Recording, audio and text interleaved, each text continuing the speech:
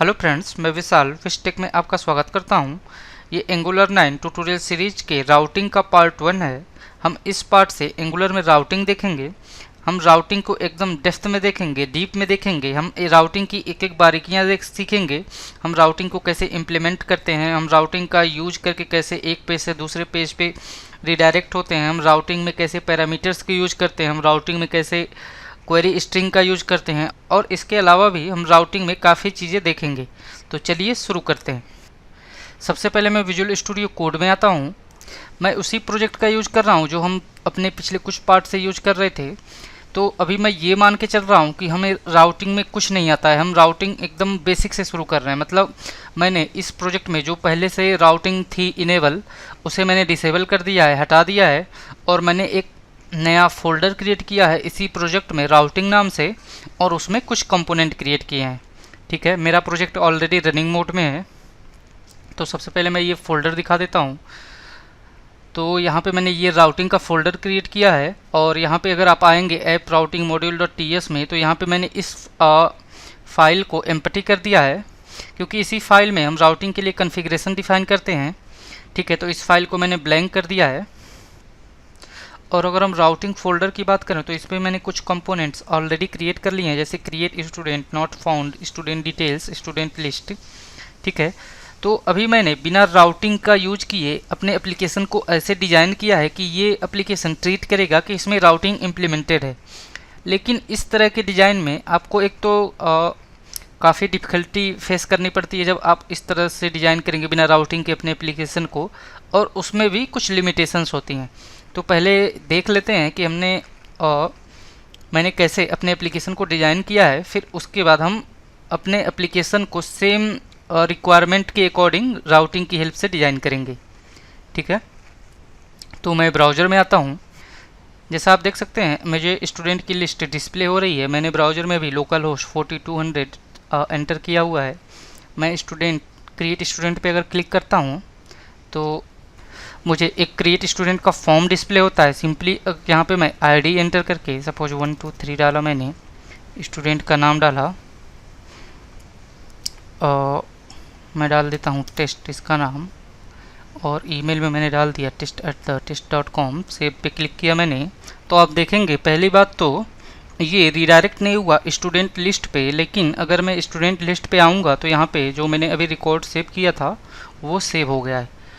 और सेम ऐसे ही अगर मैं डिलीट करूं किसी पर्टिकुलर रिकॉर्ड को तो यहाँ से डिलीट भी हो जाएगा। ठीक है, और अगर मैं एडिट करूँगा तो एडिट यहाँ पे फंक्शनैलिटी वर्क नहीं कर रही है, क्योंकि मैं एंगुलर राउटिंग का यूज यहाँ पे नहीं कर रहा हूँ। और मैं अब एंगुलर राउटिंग का यूज करके एडिट, डिलीट, क्रिएट, ये सब ऑपरेशन अपने परफॉर्म करूँगा। और मैंने ऑलरेडी इन सब ऑपरेशंस के लिए अपने कंपोनेंट डिज़ाइन कर लिए हैं, और अपने सर्विसेज में इन सब ऑपरेशंस के लिए लॉजिक डिफाइन कर लिए हैं। हमें केवल राउटिंग का यूज करके इस एप्लीकेशन को करेक्ट करना है। ठीक है, तो अभी मैं आपको दिखा देता हूं कि मैंने अपने एप्लीकेशंस में क्या काम किए हैं, और मुझे केवल इतनी ही चीज़ डिज़ाइन करने के लिए बिना राउटिंग के कितने कोड लिखने पड़े हैं। जैसे कि मैंने स्टूडेंट लिस्ट पे क्लिक किया तो मुझे लिस्ट डिस्प्ले होनी चाहिए। मैंने क्रिएट पे क्लिक किया तो मुझे क्रिएट फॉर्म डिस्प्ले होना चाहिए। जबकि अगर हम एंगुलर राउटिंग का यूज करके इसी चीज़ को इम्प्लीमेंट करते तो वो बहुत कम कोड में और बहुत इजीली हो जाता हमारा इतना काम। ठीक है, तो मैं अपने एप्लीकेशन में आता हूँ विजुअल स्टूडियो कोड में। सबसे पहले मैं आता हूँ अपने फेक सर्विस.ts के अंदर, मतलब अपनी सर्विस के अंदर। तो यहाँ पे जो सबसे पहले आप अगर ध्यान से देखेंगे तो इस सर्विस का नाम है फेक सर्विस, जो कि होना चाहिए था केवल फेक सर्विस। तो आप इस चीज़ को इग्नोर कीजिएगा क्योंकि इसका नाम थोड़ा सा इनकरेक्ट हो गया है। और दूसरी चीज़, मैंने इस सर्विस का नाम फेक सर्विस इसलिए रखा है क्योंकि इस सर्विस का डेटाबेस से कोई कनेक्शन नहीं है। मैंने सिंपल एक एरे लिया हुआ है, उस एरे में ये 3 स्टूडेंट टाइप के ऑब्जेक्ट डिफाइन किए हैं, और ये स्टूडेंट मैंने जो इसका टाइप डिफाइन किया है वो आई स्टूडेंट, मतलब एक इंटरफेस लिया हुआ है। इस इंटरफेस में ये 3 प्रॉपर्टी हैं, आईडी, नेम, ईमेल की। ठीक है, और जब भी हम अपने ऑपरेशंस परफॉर्म करेंगे, जैसे अगर हमें कहीं स्टूडेंट की लिस्ट डिस्प्ले करानी है तो हम इसी एरे का यूज करेंगे। अगर हमें कहीं अपने स्टूडेंट को क्रिएट करना है तो हम इसी स्टूडेंट में अपने पर्टिकुलर स्टूडेंट ऑब्जेक्ट को पुश करेंगे। अगर हमें कहीं किसी स्टूडेंट को डिलीट करना है तो हम इसी एरे से अपने स्टूडेंट को डिलीट करेंगे। और अपने ऑपरेशंस के लिए मैंने ये फंक्शंस ऑलरेडी डिफाइन किए हुए हैं, मतलब ये फंक्शंस ऐसे वर्क करेंगे जैसे कि हमारा एपीआई में एपीआई कॉल ट्रीट करती हैं, सेम ऐसे ही हमारे ये फंक्शंस ट्रीट करेंगे। हमें केवल इन फंक्शंस को सिंपली कॉल कर लेना होगा। ठीक है, मैं एक बार ये फंक्शंस एक्सप्लेन कर देता हूँ कि क्या है ये फंक्शंस।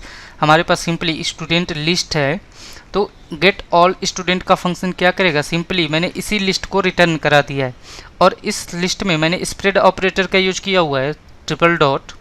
ठीक है, ये टाइप स्क्रिप्ट का एक फीचर है, मतलब ये जो हमारे पास ये एरे है स्टूडेंट लिस्ट की, ये इसकी कॉपी रिटर्न करता है। अगर आप डायरेक्ट इस एरे को ऐसे रिटर्न कराते तो जहाँ पे आप इस एरे को यूज कर रहे होंगे, मतलब अगर किसी कंपोनेंट में आप इस एरे को यूज कर रहे हैं तो सिंपली वहाँ से भी इस एरे को मॉडिफाई कर सकते हैं। लेकिन अगर मैंने स्प्रेड ऑपरेटर का यूज करके ट्रिपल डॉट की हेल्प से इस एरे को पास किया तो केवल इसकी एक कॉपी जाएगी आपके कंपोनेंट में। तो अगर आप उस एरे पे जहाँ पे इसकी कॉपी गई है कुछ छेड़छाड़ करते हैं, जैसे कुछ आइटम्स डिलीट करते हैं या फिर कुछ आइटम इंसर्ट करते हैं, तो जो आपकी मेन एरे होगी उस पर कोई इफेक्ट नहीं पड़ेगा। ठीक है, जब भी हमारे इस एरे पे कोई भी एक्शन परफॉर्म होगा वो हमारे सर्विस की हेल्प से होगा। ठीक है, बाकी हम डायरेक्ट ऐसा नहीं कर सकते कि इस एरे में बिना सर्विस मेथड के हेल्प से हम इस एरे में कुछ ऑपरेशन परफॉर्म कर सकें। ठीक है, इसलिए मैंने ये काम किया हुआ है स्प्रेड ऑपरेटर का। फिर उसके बाद हमारी अगली फंक्शन है गेट स्टूडेंट बाय आईडी। इसमें सिंपली हम स्टूडेंट की आईडी पास करेंगे और मैंने फाइंड फंक्शन का यूज किया हुआ है, तो हम आईडी के बेस पे सिंपली उस स्टूडेंट की आईडी को पास कर देंगे। सेम ऐसे ही क्रिएट स्टूडेंट में हम सिंपली अपने स्टूडेंट ऑब्जेक्ट को पास करेंगे और वो स्टूडेंट ऑब्जेक्ट हम इस एरे में पुश कर देंगे। सेम ऐसे ही मैंने डिलीट फंक्शन भी यहाँ पे डिफाइन किया हुआ है। डिलीट फंक्शन में सबसे पहले हम इस आईडी के बेस पे स्टूडेंट को फाइंड करेंगे और इस स्टूडेंट का जो इंडेक्स होगा उसको स्प्लाइस मेथड से रिमूव कर देंगे। ठीक है, तो अगर आपको ये इन फंक्शंस को में समझने में कुछ दिक्कत है तो कोई बात नहीं, आप इसे इग्नोर भी कर सकते हैं। हमें बस राउटिंग सीखना है तो हम राउटिंग पे ही फोकस करेंगे। ये आपको मैंने नॉलेज के लिए बता दिया कि आप ऐसे भी अपने फेक सर्विस को क्रिएट कर सकते हैं। अदरवाइज आप चाहें तो थर्ड पार्टी यहाँ पे जो एपीआईज होती हैं उनका यूज कर सकते हैं ऐसा फील लेने के लिए कि आपका डेटा सर्वर से आ रहा है। आप सिंपली HTTP क्लाइंट को यहाँ पे अपने कंस्ट्रक्टर में इंजेक्ट कीजिए और जो आपकी थर्ड पार्टी या फिर फेक एपीआईज होती हैं उनका यूज करके ये ऑपरेशंस अपने डिफाइन कर सकते हैं। ठीक है, तो मैं आगे बढ़ता हूँ।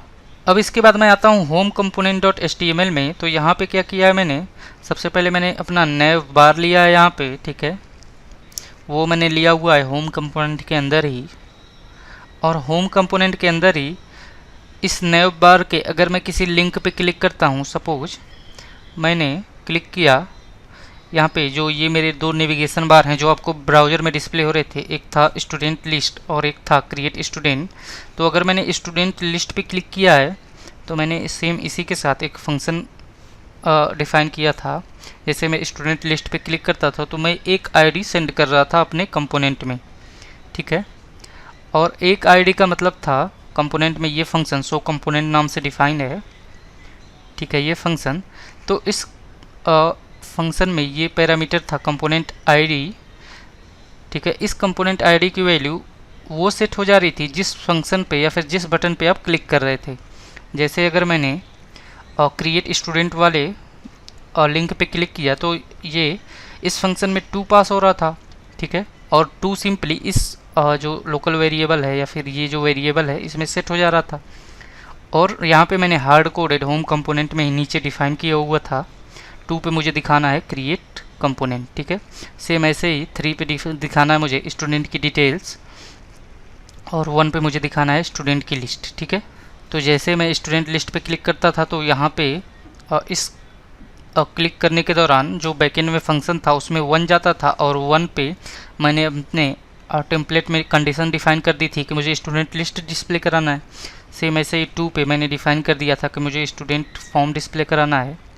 ठीक है, और अगर मैं इस तरह की इम्प्लीमेंटेशन फॉलो कर रहा था तो मुझे यहाँ पे देखेंगे तो कोई ऐसा फील नहीं आ रहा था कि मैं अलग अलग फॉर्म पे काम कर रहा हूँ या फिर मेरे पास अलग पेजेस हैं, या फिर अगर यूजर ब्राउज़र में कुछ URL टाइप करके किसी पर्टिकुलर पेज पे जाना चाहता, सपोज उसे क्रिएट पेज पे जाना है, तो उसे क्या टाइप करना चाहिए था, और लोकल होस्ट मतलब हमारे डोमेन का नाम /create student या फिर create, तो ऐसी कोई फंक्शनैलिटी यहाँ पे इम्प्लीमेंटेड नहीं थी। ठीक है, तो यही सब ड्रॉबैक हैं और एक तरह से बिना राउटिंग के हम अपने एप्लीकेशन को और डेवलप नहीं करते हैं। मतलब जब भी हम किसी भी लैंग्वेज में अपने एप्लीकेशन को या फिर किसी भी टेक्नोलॉजी में अपने एप्लीकेशन को डेवलप करते हैं तो वहाँ पे राउटिंग ज़रूर होती है।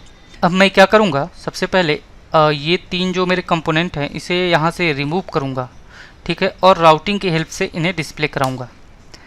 तो मैं एक बार स्लाइड में आता हूँ और बता देता हूँ कि आपको राउटिंग इम्प्लीमेंट करने के लिए क्या बेसिक स्टेप्स परफॉर्म करने होते हैं। सबसे पहला स्टेप जो होता है वो होता है कि आपको राउटिंग डिफाइन करनी है या फिर कॉन्फ़िगर करनी है कि आपके किस पाथ पे कौन सा कंपोनेंट लोड होना चाहिए या फिर कौन सा कंपोनेंट ब्राउज़र में डिस्प्ले होना चाहिए।